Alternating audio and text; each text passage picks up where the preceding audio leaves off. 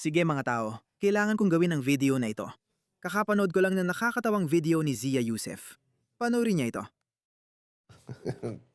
Magaling talaga siyang magsalita ha. Kailangan nating aminin yun.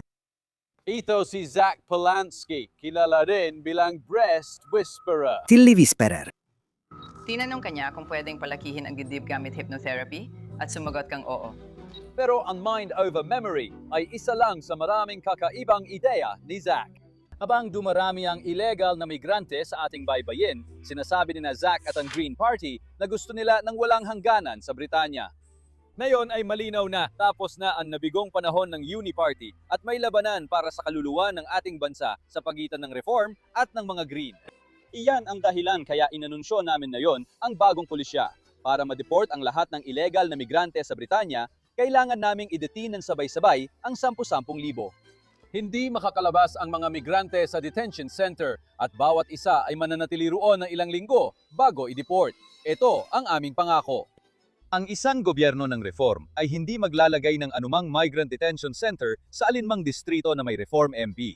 Hindi rin namin ito ilalagay kung saan kontrolado ng reform ang konseho. Sa mga natitirang lugar, uunahin naming ilagay ang migrant detention center sa mga parliamentary constituency ng Green at mga council na kontrolado ng Green. Ibig sabihin, mga lugar tulad dito mismo sa Brighton. Oo, napakagaling yan. Sa madaling sabi, kapag bumoto ka para sa Konseho ng Reform o MP ng Reform, garantisado naming walang migrant detention center na itatayo malapit sa inyo. Kung green ang iboboto mo, malaki ang sansang magkakaroon kayo. Magandang pagsubok yan. Gusto mong sabihing refugees are welcome? Sige, ayos lang. Patunayan mo sa gawa ang sinasabi mo. Sa palagay ko, matalino ito dahil nakita na natin ang mga video ng kaliwa na dumadalo sa mga protestang refugees are welcome. Pero kapag tinanong kung tatanggap sila ng asylum seeker sa bahay, puro palusot lang sagot nila. Panurin mo ang video na ito. Gusto ko lang malaman kung willing ka ilista ang pangalan mo para tumanggap ng mga refugee sa bahay mo. Oo naman, handa ako. Ang problema lang ay nangungupahan lang ako. Nangungupahan ka? Baka maging problema yan. Oo, kasi ginawa nilang siyam na kwarto ang bahay na 4 lang ang silid-tulugan. Kaya halos ganun na.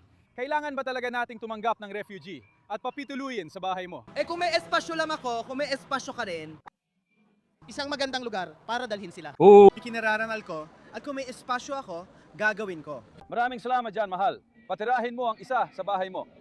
Oo, akin. Nasa paupahan sila. Paupahan. Hindi mo kaya gawin yan. Trabaho ng iba.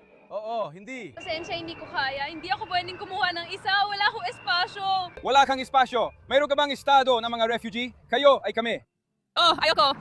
Kasama ka ba sa listahan? Hindi ko alam. Oo, kukuha ko ng kaunti. Ay, di pala pwede. Maliit lang kasi bahay ko. Ang galing. Papayag ka bang tumanggap ng refugee sa bahay mo? Oo, kung may espasyo ako. Kung may espasyo ka daw, nakakatuwa yun, mag-aampon ng refugee. Hindi, salamat. Hindi, salamat. May dahilan? Wala. Hindi! Ayoko ng refugee.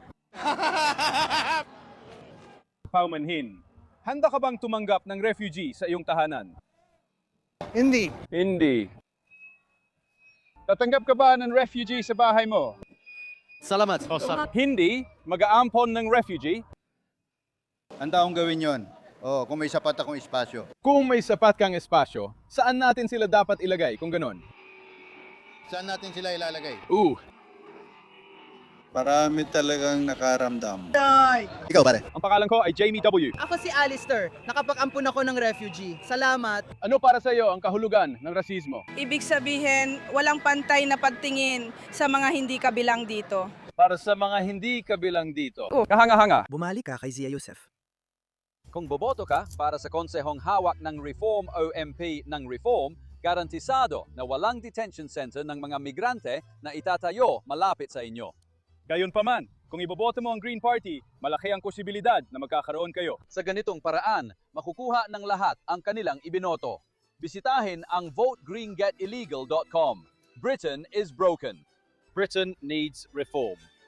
At Restore Britain. Alam mo ba? Ayos lang. Magandang pulisya ito. At alam mo ba? Lantad na lantad ang mga taong ito. Tingnan mo, si Rachel ang pangalawang leader ng Greens. Rachel kung anuman. Rachel Melvort. Tingnan mo ito. Sumulat siya ng liham noong 2025. Tinawag na mapagkunwari si Rachel Millward, bagong deputy leader ng Green Party, matapos tutulan ang paglalagay ng 6 na raang asylum seekers sa kanilang maaliwalas at mayamang lugar na ang mga bahay ay nasa halagang 500,000 pound. Buong pagmamalaking sinabi ni Binibining Millward bilang tauhan ni Zach Polensky na isasabit niya ang mga watawat ng lahat ng bansa bilang pagtanggap sa mga refugee. Sa kabila ng dati niyang kasigasigan, ipinahayag ni Binibining Millward ang kanyang pag-aalala sa paggamit ng Crowborough Army Camp bilang tirahan ng mga migrante sa liham niya kay Mike Tapp, Home Office Minister ng Labor. Ang babaeng ito, mga refugee para sa inyo, pero wag sa akin. Kaya sa tingin ko, napakatalino nito. Nakakatawa, pero napakatalinong pulisya ito ni Zia Yusef o ng Reform. Sana gumana ito.